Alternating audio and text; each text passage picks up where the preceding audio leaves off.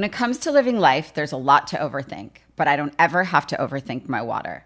I've been drinking Smart Water for years and truly love its pure, crisp taste. It's vapor distilled through a process inspired by clouds. I love chic branding, and Smart Water's sleek bottle shape makes it the perfect accessory for any day bag, workout tote, or backpack. Smart Water is the smart way to hydrate no matter what you have going on in your life. Life is full of choices. Smart Water is a simple one. Visit drinksmartwater.com to learn more.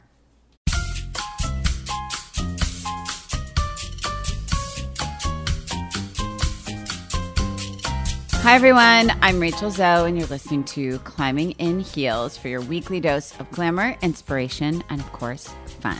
I cannot believe we are already up to episode 5 of season 1 of the Rachel Zoe Project Rewatch. This episode is definitely the most personal of the season because it's when you meet my sister, and of course, my best friend is my sister, Pamela, and my amazing dad. You also get a front row seat at an argument between Rodger and I, and let's just say some things really never change. Pretty sure we're arguing about the exact same things today. Here to help me, of course, is my producer, Mary Elizabeth. So let's get into episode 5. Hello. Episode 5. How are we already at episode 5? You know, the fun just keeps rolling. The fun just keeps on rolling. So episode 5 finds Rachel Zoe back at her studio in Los Angeles prepping for the one and only Oscar weekend. I remember that weekend. That was crazy. Yes. She had 4 clients going. To 4 or 5? 4. I think it was 4, right? Demi. Jen, Demi, Kate. Cameron. Uh-huh. Yeah. I think it was 4 that year. But as you learn in episode 5, there's other events around Oscar week and weekend, i.e. the Indie Spirit Awards. Mm-hmm. And you had a dear friend, a dear old friend, and a client at that time, Molly Sims, into the studio for a fitting. Yep. Do you remember the first time you met Molly?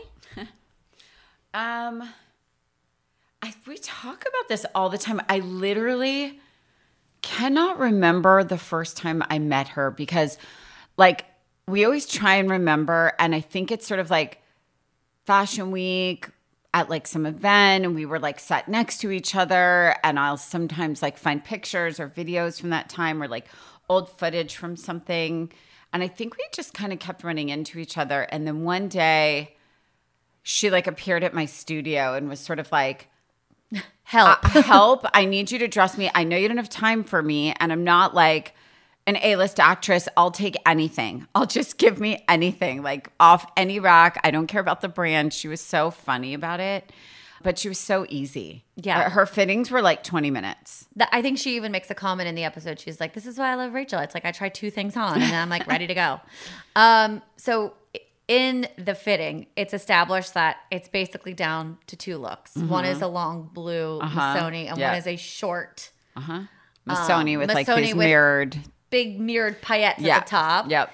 You feel like your instinct for her is to not wear that. It's not exactly the vibe for a daytime event, which the Indie Spirits always is. So you encourage her to go with the blue.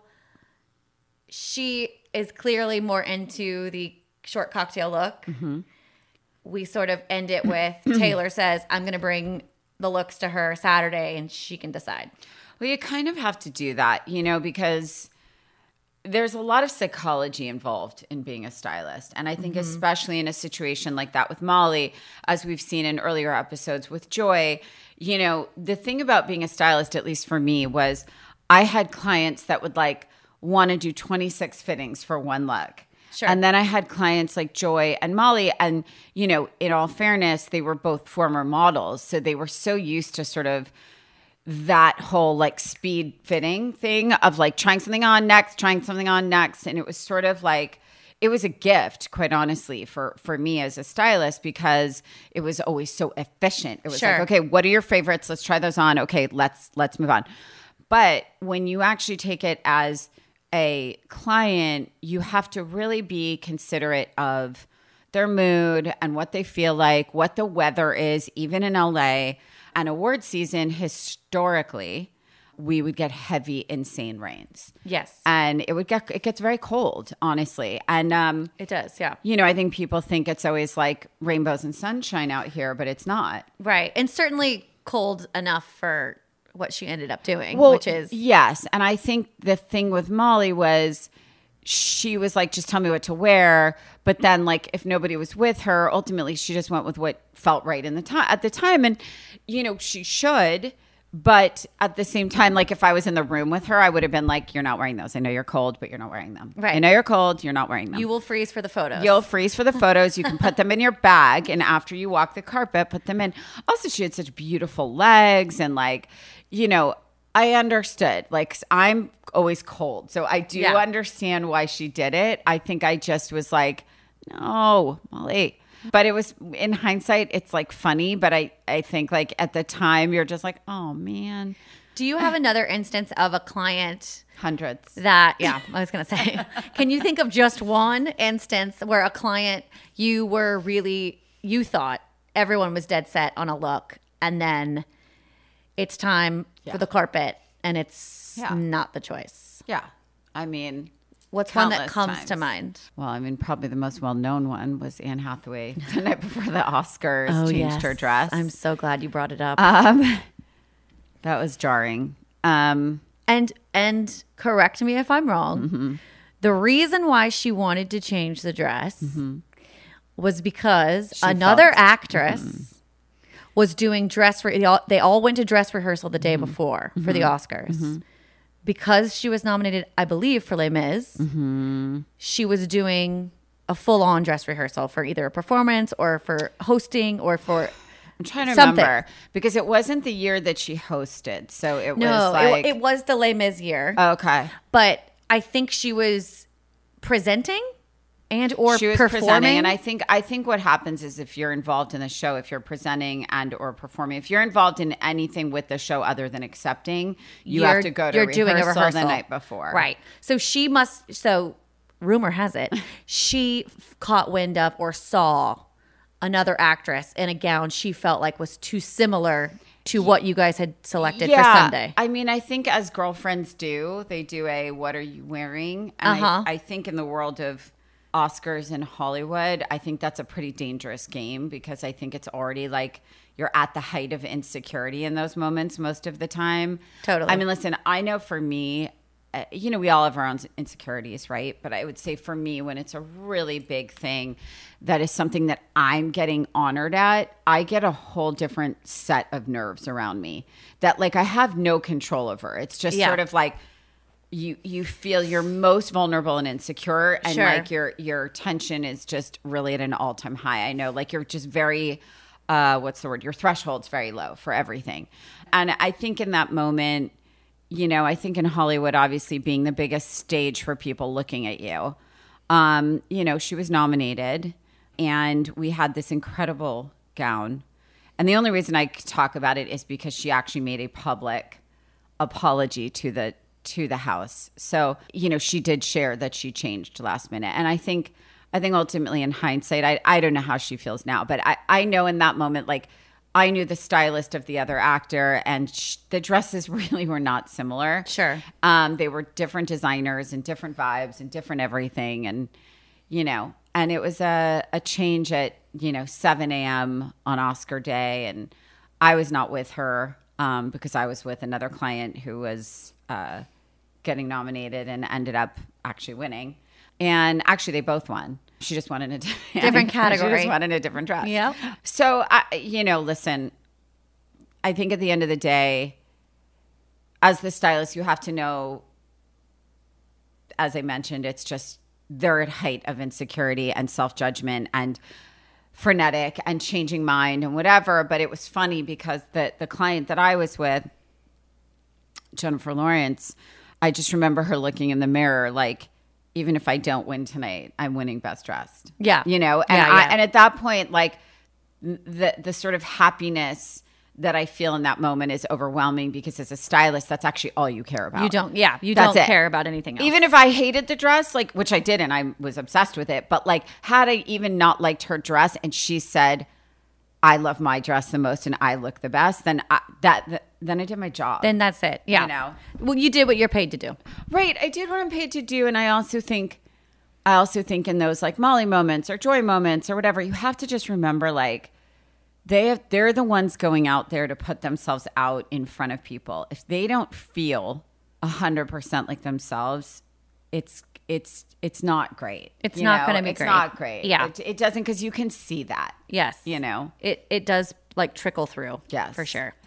I want to say also in the beginning part of episode 5, we have the appearance of something that stuck with you for many, many, many, many years. And it's the first faux fur vest sighting. You wear the first of many, which will be many, faux fur vests in episode 5. And for better, for worse, if you were dressing up as Rachel Zoe in 2008, 9, or 10, you were wearing giant round sunnies and a faux fur There still vest. has not been a Halloween where I haven't seen someone in that look. It's so funny. It's bizarre. And the girls that commit to carrying the venti Starbucks cup, I really shout out those girls because they want to commit to the Rachel Zoe costume enough to tote around a prop And all it's night. that like multi-tonal, like neutral colored fur and faux fur. They were vintage. Pretty much all of those were vintage or faux. It's so funny. It's too good. So the episode continues on, and we find out that you have a sit-down meeting with Taylor, and you share with her that it's your 10-year wedding anniversary with Rodger. And you have decided that you're going to throw a party amidst all of these fittings, all of these shoots, and Oscars. So Taylor is obviously disgruntled by the news. Overwhelmed by the news. Can I just say something? How did anyone let me be treated by my assistant like that? I don't know. Like, how did anyone in my life, like, why did Rodger turn around and be like, she's so mean to you? Why do you employ this woman? I don't know. I don't understand. All I know is it was definitely, she had worked for you for so long. It had become like your shtick with each other, I guess. But like, she was evil. You ask for everything and she rolls just her eyes says at no? you. Yeah, and she rolls her eyes at you. Yeah, that was sort of seemingly what it felt like. It's like I'm a masochist. I know, right? Okay, so we find out you're going to do this 10-year anniversary party with Rodger. Brad and Taylor are overwhelmed. They're always very overwhelmed. clearly overwhelmed. Always. And overwhelmed. then enter my favorite, Pamela Glassman. We get to meet Rachel's older sister, Pamela, in episode 5. She's in town. Rachel takes her shopping, and it is so wonderful to see sweet, sweet Pamela. She's so cute. She literally looks younger than me. She looks amazing. I look like a train wreck. I just want to go on the record saying that for every season of the show, I look like an exhausted train wreck. The bags under my eyes required surgery. True. And you were always in overhead lighting and or weird reality TV show lighting. So there's that. But there hasn't been one episode where you haven't like slapped me on the arm to be like, why did no one look at the back of my hair? I mean, it is so obvious to me how I was living during this show, and that I was running on fumes and like 3 hours of sleep, and like my hair was just haggard. Like, I literally look like a train wreck. Like, I actually don't want my kids to see this show because they're going to be like, Mom, are you okay? Like, Mom's tired. Yeah, Mom's tired. Jesus, moly. No, but you go to H&M with Pamela. You help her shop. Are we still helping Pamela shop? Oh, yeah. Nothing is different. That's what's Nothing's so funny. different. Like, I watch the show and I'm dying because I'm like, nothing is different. Nothing's changed. Like, my conversation with Rodger is the same. He still aggravates me the most on an important day. He still will like pick a fight like about the dumbest thing and aggravate me before like a really important night. And my dad is still a sainted angel, just older, way older. I mean, it really is. He looked so young. Again, some things really never change. No. I want to try something fun. If it doesn't work, we'll cut it out. If it God. works, even better. Okay. Can we cold call Pamela and record her? Yeah, but she doesn't answer my calls. We'll All see. she does is work. We'll see. All Pamela does is work. We know. But we're going to see. I haven't spoken to her in 5 days, which for me is like a month. I love this. I already called her twice today. Let's try it. If she answers, I'll be tickled. Put her on speaker. Am I supposed to FaceTime? No, it's okay. See? Oh right my God. to voicemail. Screamed me. Rude. Oh my gosh. She's like at Formula One or something. No, she just got back, according to her Instagram. So she's ignoring me. She's just ignoring us. Great. Well, if she calls us back, we'll Rude. pop her on. You help Pamela get dressed. You have a little vignette moment about how it's important to you for women who, once they have children, to feel like they're still stylish and can still put themselves together, which now in hindsight is the ethos of your entire brand and business. It is. So it was exciting to see that. You really took that idea and ran with it. It is kind of bizarre when I watch this now, sort of like all the things that I say. You did. Well, yes, but like I don't think I ever thought that I said it or thought it. I mean, you don't remember. I don't remember thinking or saying planting the seeds, if that makes sense. Isn't that crazy? Yeah, it is. You then take Pamela to, we were both laughing at this point, at the shoe shop. What was it called? In LA? Diavolina. Diavolina. It was all shoes. It was like trendy, like designer shoes. And I think you were helping Pamela pick out a pair of black pumps. But you and I were giggling about how shoes, they look so dated. So dated. They all had rounded toes. Yep. Covered platform. Yep. Very interesting heels that were like not high, but not kitten heels. It was like a weird mid heel. I know, but Pamela's very mid-heely. Is she? Okay. Yeah. Well, she was then also because her life was in no way dressy. She was like had young kids and, yes, you know, she's a single mom. So like heels were not a huge part of life. Right. Unless she was like going to some big event with me or something. When it comes to living life, there's a lot to overthink. Like most working moms, I'm constantly juggling my work and my family life, and sometimes all that decision making is truly exhausting. But at least I don't ever have to overthink my water. I've been drinking Smart Water for many, many years and truly love its pure, crisp taste. It's vapor distilled through a process inspired by clouds and has added electrolytes for taste. The first thing I do when I wake up in the morning, every morning, is head down to my kitchen to drink water. Hydrating with Smart Water is my favorite way to start the day, and making that simple choice is such a refreshing change of pace from the whirlwind of my life. Starting my day by focusing on myself and my health is so important to me. I'm always a lover of chic branding and packaging, and Smart Water's sleek bottle shape makes it the perfect accessory for any day bag, workout tote, or backpack.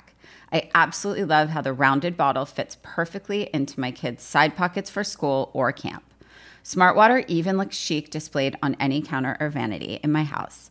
As most moms know, it can be tricky to get kids to drink enough water, but my boys absolutely love the taste of Smart Water, and the sports cup is great for their very, very active days. Smart Water is the smart way to hydrate no matter what you have going on in your life. Life is full of choices. Smart Water is a simple one. Visit drinksmartwater.com to learn more.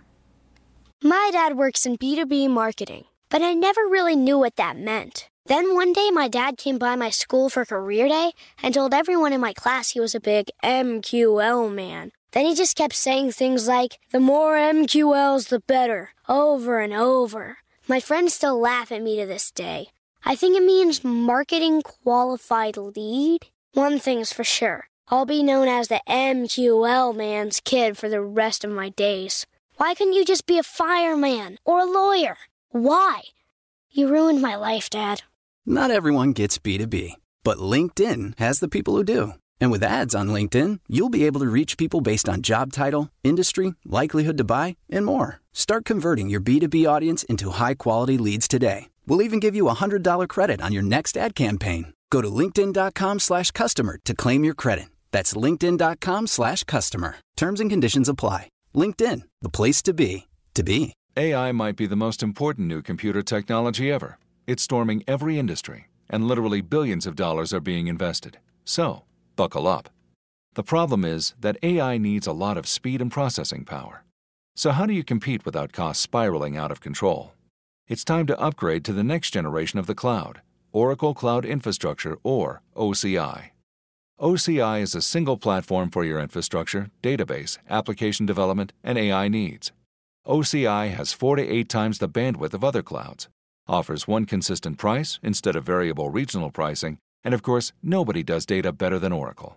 So now you can train your AI models at twice the speed and less than half the cost of other clouds. If you want to do more and spend less like Uber, 8x8, and Databricks Mosaic, take a free test drive of OCI at oracle.com/strategic. That's oracle.com/strategic. oracle.com/strategic. When it comes to living life, there's a lot to overthink. Like most working moms, I am constantly juggling my work and my family life, and sometimes all that decision making is truly exhausting. But at least I don't ever have to overthink my water.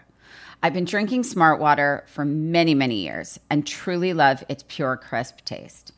It's vapor distilled through a process inspired by clouds and has added electrolytes for taste.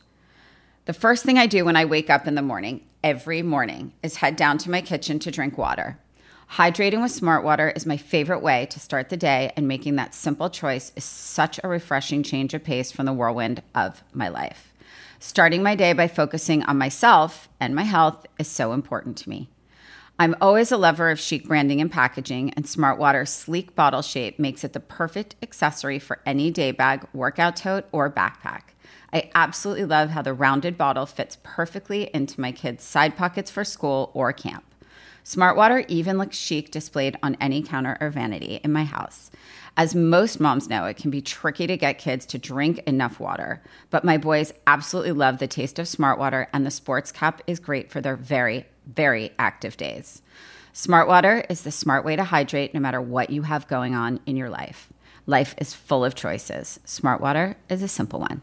Visit drinksmartwater.com to learn more. When it comes to living life, there's a lot to overthink. Like most working moms, I am constantly juggling my work and my family life, and sometimes all that decision making is truly exhausting. But at least I don't ever have to overthink my water. I've been drinking Smart Water for many, many years and truly love its pure, crisp taste. It's vapor distilled through a process inspired by clouds and has added electrolytes for taste. The first thing I do when I wake up in the morning, every morning, is head down to my kitchen to drink water. Hydrating with Smart Water is my favorite way to start the day, and making that simple choice is such a refreshing change of pace from the whirlwind of my life. Starting my day by focusing on myself and my health is so important to me. I'm always a lover of chic branding and packaging, and Smart Water's sleek bottle shape makes it the perfect accessory for any day bag, workout tote, or backpack. I absolutely love how the rounded bottle fits perfectly into my kids' side pockets for school or camp. Smart Water even looks chic displayed on any counter or vanity in my house. As most moms know, it can be tricky to get kids to drink enough water, but my boys absolutely love the taste of Smart Water, and the sports cap is great for their very, very active days. Smart Water is the smart way to hydrate no matter what you have going on in your life. Life is full of choices. Smart Water is a simple one. Visit drinksmartwater.com to learn more. Right. It's like she wore heels when she was with you. Yeah, pretty much. which By the is- way, kind of the same now. Yeah. Interesting. We then find Brad and Taylor Bitching going about shopping at a lingerie store in town to buy for the styling kit. The styling Which, kit. as we all, if you're a fan of the show, we know what that's setting up for episode 6. But they go shopping for a styling kit.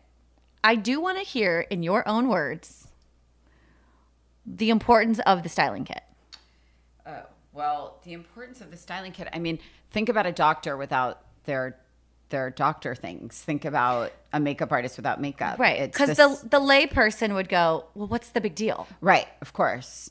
The problem is with a kit, and I used to keep 2. I would keep like one in my car. You always had one in your trunk, right? Always. Yeah. You have to, the biggest thing about being a stylist, the most important thing in my opinion, and I did this on a podcast a couple of years ago, and this was this like founder, CEO podcast, and he asked me the best question I've ever been asked in an interview, weirdly. Oh. Which was, and I know this sounds so weird, talk to me about being prepared. Oh. Like, why is it important To prepare. to prepare? And no one had ever, I've answered the same questions my entire career about Sure. styling and this and that. And it was so interesting to me because I think I answered it for like 30 minutes. Because the whole thing about being a stylist of any kind, hair or otherwise, hair, clothing, makeup, it doesn't matter. You have to think about every scenario. You have to think about, you know, I had a client who will remain nameless, who I zipped into a couture gown for the Oscars early on in my career. She was huge, still is huge. Even it's wild, even bigger maybe. And sat in the car, and I always put my clients in the car because I want them to sit a certain way and droop the dress a certain way. Right. And sometimes they make them stand. This is wrinkle prevention. Yeah. Mm-hmm. And she sat down and popped the dress, and didn't pop the dress like in a place that was easily like not on a seam or right. something? No, definitely not on a seam. No. And in addition to the tear, the teeth of the zipper busted. And she was already late. And so what ended up happening was I jumped in the car with her. Yeah. And I took my kit. Good girl. And I patched her as best I could, you know, like stitched it. And I'm not a sewer. I'm here to say I am not a sewer, and certainly not a good one, but I did what I had to do. I basically, You were that day. I just did what I could. She walked the carpet. She stood in a way where she kind of like had her hand over it, like da-da-da. I pulled dress B, the backup, into the car, and thank God it was pressed and ready to go, and the shoes and everything else, and took it in the car, and I ran past the carpet behind, went into the venue and into the bathroom. And she came, she ran through the carpet, she did photos, and then met me in the bathroom, and we changed her. Wow. And that was maybe my second Oscars, or first, maybe even my first Oscars. But I'll never forget it, because when people say there's no training like the job itself, that was my boot camp. That was like, there was no one there to help me. But I think the thing about a kit is you have to have in it the essentials, of course, top stick and safety pins and stick pins and this. But my kits went so crazy. Like I would have like Velcro. I would have like, you know, patches. I had anything you could, every type of scissor, every type of tape, every type of hair thing. Safety pin. Nail glue, Gorilla Glue. Lint roller, tied to go pin, Band-Aids, Advil, gum. Nail polish. The pads you put at the balls of your feet and the shoes. Everything. Band-Aids of every kind. The most important was like nude underwear. Oh God. Because no one ever wore it. Right. Because there were so many fittings or whatever you did, and they would just wear black or colored underwear. Or colored with polka dots. And you're like, one flash bulb goes off, 100%. and we're going to see your bright magenta thong. I have one particular client who never once showed up with nude thong, and she was the most seasoned actor of all, and she would show up with like the craziest hanky panky, like colored bright green. Neon, like that's I'd amazing. be like, really? Is this what we're doing? You're wearing white, remember? So so the kit is really everything, and if you bring it, you won't need it. And if you don't bring it, you will need it. And that's just the way life goes. Yes. And by the way, I've approached everything in my life that way. Yeah. Forever and always. Be prepared, pack your kit. We'll get into more of that in episode 6. Don't you worry. Yep. So then we find Brad and Taylor going to do a site location for this 10-year anniversary party that you've tasked them with doing. I think they go to the Roosevelt Hotel. My temporary lapse of sanity. Yes. They go to the Roosevelt Hotel. They're starting to like get their feelers. They feel good about the location. They get the ball rolling. And then we cut to a scene with you and Rodger. You decide to tell Rodger that you're throwing a 10-year anniversary party. I probably shouldn't have done that. Like, I should just have surprised him in hindsight. But yeah, or you should maybe tell him first and then look at the location second. Yeah, but sure. That would have been better. Who knows? Rodger doesn't take the news very well. No, he was so annoyed. And by the way, like, it's not different now. It's not different now. Like, here we are, 25 years married, almost, I think, 26 now. And still, we have never done a vow renewal. We have never done a party. We did one in the Hamptons, I think. But it wasn't It wasn't what you were trying to create on the show. No, he made it You mean about like the my beach birthday. party? Yeah. Yeah. He made it like about my birthday. And I mean, listen, in all seriousness, our anniversary blows because, you know, please take my advice that if you're in fashion or in Hollywood, do not get married in February or March because you will never once enjoy your anniversary ever. And we didn't because our wedding anniversary is February 15th, but our first date anniversary is August 29th. So I think halfway into this marriage, I was sort of like, we need to just move the anniversary. Right. Let's just celebrate August 29th and not February 15th. Because February 15th, we were either in the middle of Fashion Week and we were at a show. Yep. And then we would like go to Bobo, like after Marc Jacobs show. Mm-hmm. Or we were too tired from like a big night out the night before at Fashion Week and would like just stay in the room and order room service. And then he would say he didn't care. And then the next day be like annoyed that I did that. And so it became about August 29th because I think that's a more important date. And forever and always, it's been the middle of award season, President's Week, like the middle of Fashion Week. And it's just never relaxing. It's never fun. We're always like trying to like pretend that we want to make it special, but like it can't be. Yeah. It is funny / sad that you haven't had this party yet. Like you still haven't had this party. No, we have not had the party. No. I mean, you did was it anniversary he won't or renew birthday? he won't renew his vows. He's drawn right. a line in the sand. That's what it is. He will not renew his vows. Rodger's thoughts and opinions are he meant the vows the first time. Yep. There's no need to repeat. He feels like it's bad juju. Yep. Got it. He feels I he kinda said get it that. once and he meant it. He doesn't need to say it again. It's so funny though. Rodger is not the superstitious one. You're more of the superstitious one, I feel like. So that's interesting that he is really doesn't want to jinx any of that. I mean, because I'm about a good party. Right. So you haven't done your own anniversary. You did one for your mom and dad. Was that an anniversary? We've done big anniversary milestones for them. It's almost like every 5 years. Right. We do a big anniversary on like the big ones, 50, 55. The next one will be 60. So next November. Oh my gosh, exciting. So every 5 Because that for one them. you did in Manhattan. We did. And then I did a big one last year 2 years ago for 80 and 85. For birthdays. And we also did 70 and 75. And you also just did Skylar's 13th. And I think we did 75 and 80 for them too. I think every 5 years, basically, there's an event.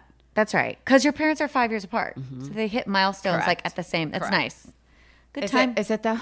It's really stressful for me. I mean, but at least it's one and done. At least it's not two that's separate. Fair. My dad would never want to party on his own though. Oh, no. Like he would never want attention like that.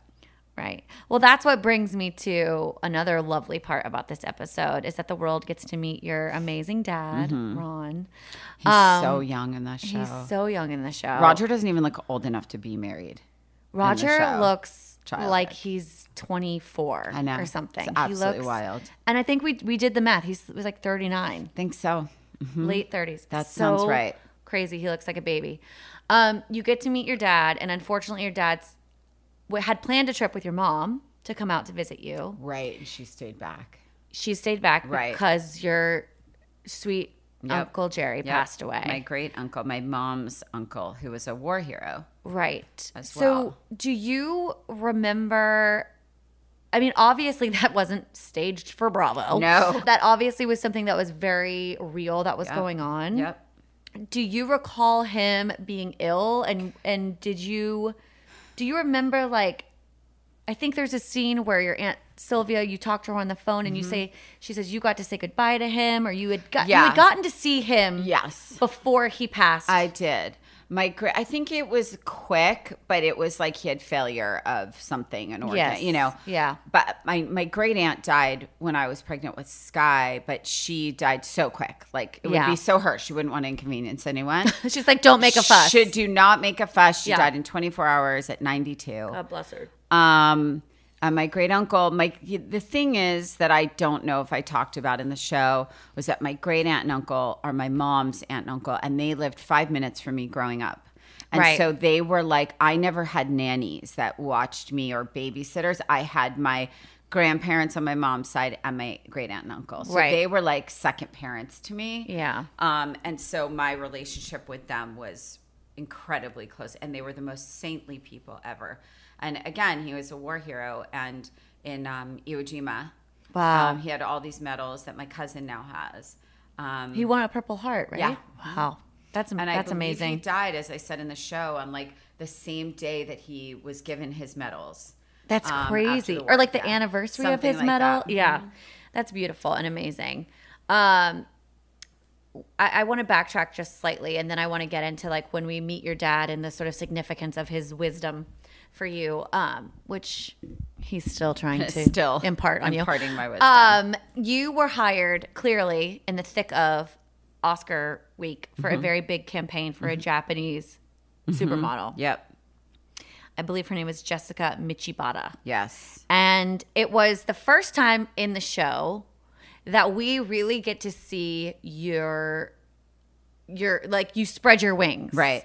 as a stylist, because Right. we get to see a couple of looks that you put together. Right. We get to hear you talk to your client, talk to Brad and Taylor, your assistants who are there to really figure out the looks. And it's exciting because so far in the Rachel Zoe project, we've only seen quick fitting snippets where it's like obviously very much pre-planned because this talent is coming to shoot on your show and has probably 30 minutes to do that, i.e. Molly earlier on in the episode. Yeah. So it was a really fun experience to get to see you push your creativity through. You wanted to create this like boho 60s Bardot-esque type vibes, but which the looks turned out really, really beautiful. But do you remember that job specifically? It's weird. I didn't, and then when I watched it, I totally remember. I remember being in the Thompson. It was a very dark room, and like I remember the whole thing, and she was so lovely. But I remember what's so weird is when I think about a timeline of the show started filming, I think in like 2009, was it? I think, or Yes. 2008, I think it's 2009? 2008. Okay. So what's interesting about that is that prior to like falling into like the Hollywood actresses and actors, all I did was models, supermodel males, supermodel women, and, Right. and like, the sort of Nicole Richie's and Lindsay Lohan's, and then and like Backstreet and Jessica and all that, and that was so much styling. Yes. That was so much like photo shoots, album shoots, magazine covers, and like before that, I was in South Beach, Miami all the time. And in Paris, like styling models for photo shoots for magazines and editorial, which no one really, if you're not in the industry, understands that. But like that, I really got barely paid for when you shot models for magazines, unless Sure. it was like an endorsement deal, right? But it was my favorite thing to do. Styling was my favorite thing to do, and styling for photo shoots was my favorite thing to do because You can tell. You can tell when you watch the show. It was the most fun. It was like, and that was sort of why I left the music industry by the time we were shooting the show, because I couldn't. It was not creative I wasn't creating like artistic fashion images, which is what I fell in love with and what I got into it for. Right. And so I think when I was doing this, when I'm watching it, you see how much I love it. You do. And I would have done it for free for the rest of my life, but you girls got to make a living. That's right. Someone's got to support the Birkin habit. Listen, it's like, wow. And now that I have kids, thank God. Thank Yes. God I did that. Thank God I made those choices. Yes. No one tells you kids suck every dime and dollar out of your life. Oh God, it's awful. It's awful. The dink lifestyle I live. Oh, speaking of child. Hello, Hi, honey. child. So we understand Uncle Jerry has passed away. Your dad's on his way out. Yep. We also find a scene where Rodger is in a meeting, and simultaneously, as luck would have it, he has a business conflict with the one night your dad's going to be in town. Of course. Rodger always has a conflict. Nothing has changed, everyone. Nothing has changed. So we find out Rodger's not going to be able to be there. Right. You're getting ready.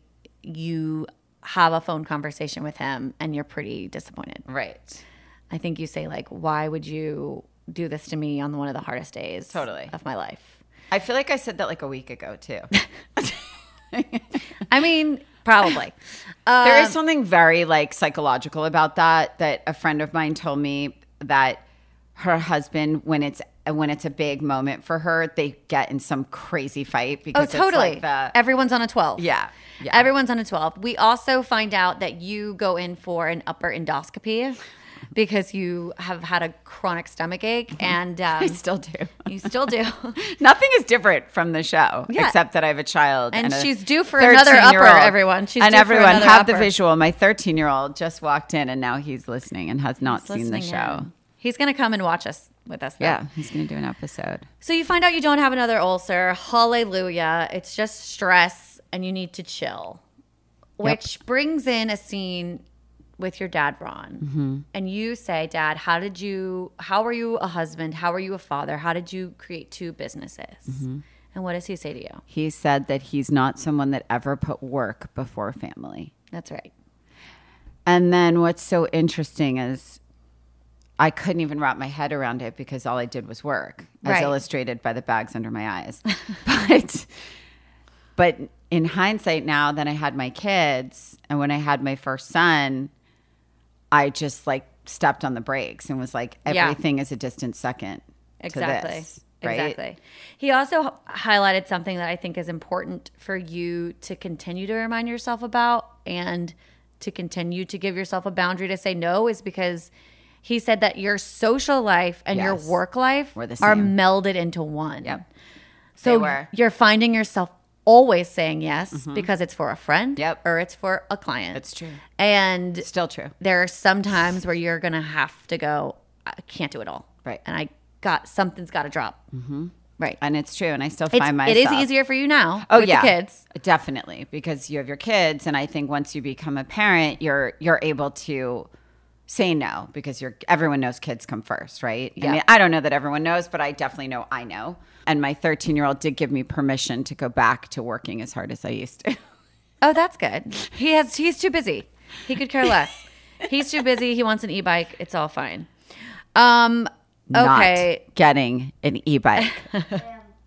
We don't see this on the show, but you do an interview moment where you say you have a wonderful dinner with your dad. He flies back to the East Coast to be with your mom for the funeral.